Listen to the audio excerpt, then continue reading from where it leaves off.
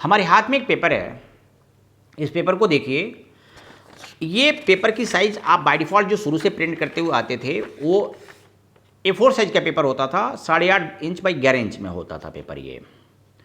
हम आपको साथ लगे ये भी बता दें कि माइक्रोसॉफ्ट वर्ड को पूरा पढ़ने के लिए हमारे पास में जो प्लेलिस्ट हमारी वीडियो हमारे चैनल पे है, उन प्लेलिस्ट में जाइए। माइक्रोसॉफ्ट वर्ड हो, एक्सेल हो, पावरपॉइंट हो, पाइथन प्रोग्रामिंग हो, इंटरनेट वेब डिज़ाइनिंग हो, सबके कंटेंट्स आपको मिलेंगे। आप वहाँ से देख करके समझ सकते हैं, कर सकते हैं पूरा। तो यहाँ पर ये जो हमारे सामने जो पेज है, इस पेज की सेटिंग हम किस तरीके से कैसे करेंगे आप इसको देखिए और यहाँ समझिएगा। ये हमारे सामने जो पेपर है वो 8.5 इंच बाई 11 इंच का पेपर नहीं है। ये जो हमारे सामने जो पेपर दिखाई दे रहा है वो पेपर हमारे सामने है। इस पेपर की साइज़ छोटी हो गई है, इनवेलप साइज़ की हो गई है। हमारे सामने स्केल है और स्केल से हम इस चीज़ को मेजर करेंगे कि ये पेपर की साइज़ क्या है और हमको इसी पे प्रिंट करना है। क्योंकि आप ये देखिएगा कि पेपर हमारा छोटा है, लेकिन कंटेंट जो हमारा जो स्क्रीन पे साइज दिखाई दे रहा है वो 8.5 इंच बाई 11 इंच के अकॉर्डिंग है। तो जब आप प्रिंट करिएगा तो पेपर पे पैटर्न तो उसी तरीके लेके चलेगा, 8.5 इंच बाई 11 इंच के अकॉर्डिंग प्रिंट करेगा। तो आपका मैटर जो है कुछ आएगा, कुछ कट जाएगा। तो इसकी सेटिंग करने के लिए हमको सीखना है आज की कैसे करेंगे। तो सबसे पहला काम कि दोस्तों, अगर आपको पेपर पे प्रिंट करना है, जिस भी पेपर पे, छोटे साइज के पेपर पे प्रिंट करना है, आप उस पेपर को स्केल लेके नाप लीजिए कि वो साइज़ क्या है और आपको माइक्रोसॉफ्ट वर्ड को भी बोल देना तुम इसी साइज़ पे प्रिंट करना। बस ये रहा स्केल और ये रहा पेपर। बस आप उठाइए इसको और ये मेजर कर लीजिए, माप लीजिए। आप यहाँ से आइए और ये देखिए कितना इंच है, 6 इंच है। इधर से मेजर करिए, इसकी विड्थ जो हो गई वो 6 इंच हो गई और इसकी हाइट कितनी हो गई, वो 8.5 इंच हो गई। तो आप इसको पेपर साइज़ पे आइए यहाँ पे और साइज़ पे आके मोर पेपर साइज़ पे आइए।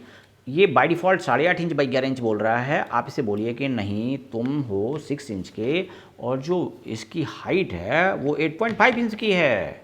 बस ओके कर दीजिए। देखिए आपका पेपर की साइज़ स्क्रीन पे देखिए कैसे हो गया।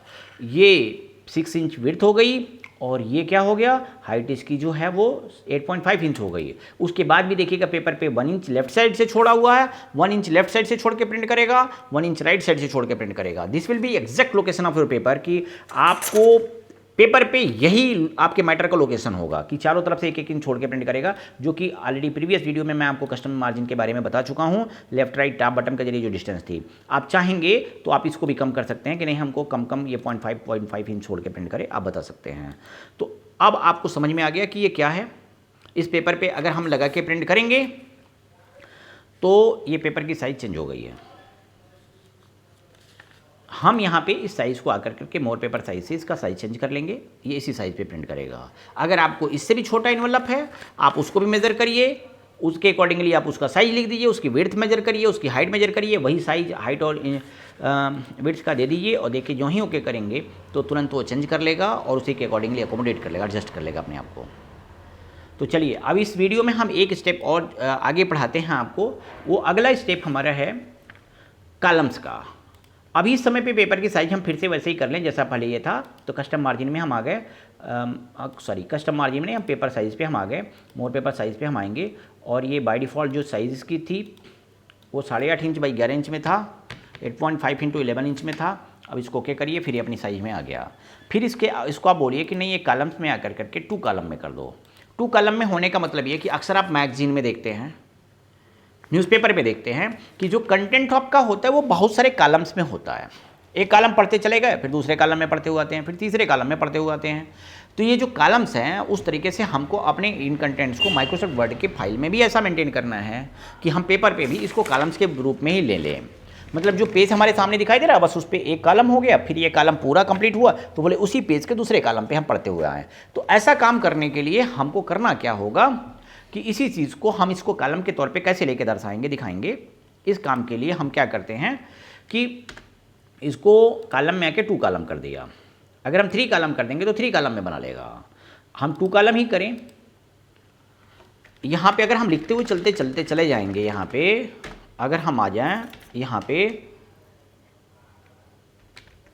अगर मैं ऐसे करूँ तो अभी आप देखिएगा तो ये कंटेंट को कैसे लिख दिया। यहाँ पे जो ही हमने इंटर किया तो ये लिखते हुए जाएगा, जो ही ये फुल होगा, जो ही ये पहले पेज का फर्स्ट कॉलम फुल होगा तो ऑटोमेटिकली दूसरे कॉलम में आएगा, दूसरा कॉलम लिखते हुए फुल होगा तो फिर तीसरे पेज के फर्स्ट कॉलम में आएगा, फिर यहाँ से फुल होगा तो फिर दूसरे कॉलम के सेकंड कॉलम में आएगा, दूसरे पेज के सेकंड कॉलम में आएगा एंड सो ऑन। अगर आपको इन्हीं कंटेंट्स को 3 कॉलम में लेना है तो आप इसी कॉलम पे क्लिक करिए और 3 कॉलम कर दीजिए। देखिए ये कॉलम जो है 3 कॉलम हो गए और ये 3 कॉलम में एडजस्ट करके आपको मैटर दिखाई दे रहा है।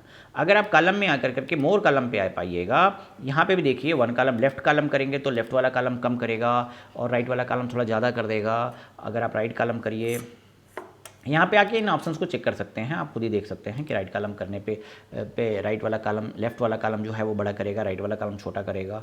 आप यहाँ 2 कॉलम में इक्वली डिस्ट्रीब्यूट करिए, 2 कॉलम में आप इक्वल डिस्ट्रीब्यूट करिए और यहाँ से करके आप क्या करिए, कॉलम पे ही आइए और मोर कॉलम्स में आकर करके लाइन बिटवीन कर दीजिए, लाइन बिटवीन पे टिक लगा दीजिए। इससे क्या होगा कि ये आपका लाइन बिटवीन हो जाएगा।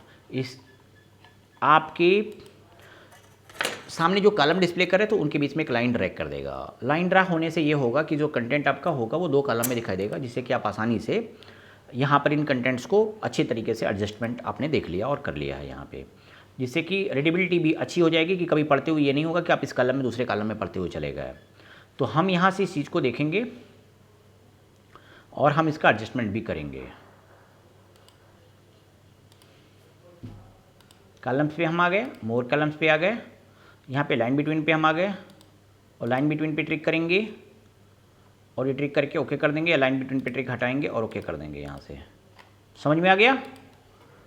ये रहा आपका कॉलम्स और ये कॉलम के जरिए हमने सेटिंग कर लिया। तो आपने इस वीडियो में ये देखा कि साइज़ और कॉलम की सेटिंग हम किस तरीके से करेंगे। हम इसी लगे एक और बात बता दें आपको, यहाँ पे ब्रेक है, ब्रेक में पेज ब्रेक हम किस तरीके से कैसे करते हैं। पेज की ब्रेक अगर करनी है तो आप यहाँ पे देखिए, अगर आप कॉलम का ब्रेक करेंगे तो यहाँ से मैटर कट करके उस कॉलम पे दूसरे कॉलम पे चला जाएगा। ब्रेक में आइए, कॉलम ब्रेक करिए, देखिए मैटर खिसक कर करके वहाँ से क्या हुआ, उस कॉलम का खिसक के दूसरे कॉलम पे चला गया। अगर आप यहाँ पे रह कर करके अगर आप ब्रेक करिए और पेज ब्रेक करिएगा तो वहाँ से मैटर क्या करेगा, ये यहाँ से मैटर जो था वो खिसका के अगले पेज पे लेके चला जाएगा। ये हुआ पेज ब्रेक और कॉलम ब्रेक भी आप समझ गए कि हम इस चीज़ को कैसे मेंटेन करने का काम करेंगे। एक पेज से एक ब्रेकिंग करके कॉलम ब्रेक करना है या पेज ब्रेक करना है तो उसी के अकॉर्डिंगली वो ब्रेकिंग करने का काम करेगा। तो आज की वीडियो में हम लोग यहीं तक करते हैं। आज की वीडियो में हम लोगों ने ये देखा कि पेपर की साइज़ कैसे एडजस्ट करेंगे, कॉलम्स में हम किस तरीके से लिखेंगे जैसे न्यूज़पेपर मैगजीन्स में हम देखते हैं, और ब्रेक्स मतलब कि पेज ब्रेक करना है, कॉलम ब्रेकिंग अगर करनी हो तो किस तरीके से ब्रेक करेंगे, ये भी आपने देख लिया है। तो चलिए आज की वीडियो यहीं तक। अगर वीडियो पसंद आई हो तो लाइक अवश्य आप लोग कर दें।